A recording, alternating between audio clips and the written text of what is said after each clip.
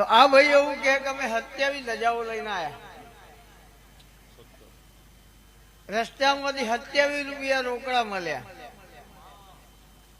હવે આ ભાઈને જે વાત કરી એ વાત મારા મગજમાં નહીં બેસતી, પણ આ ભાઈ વિડીયો પ્રૂફ બતાવે. આવો ભાઈ કયો એક મોબાઈલ માઇક આલો, એક ભાઈ જેને બોલતા ફાવતું હોય બોલો, શું થયું?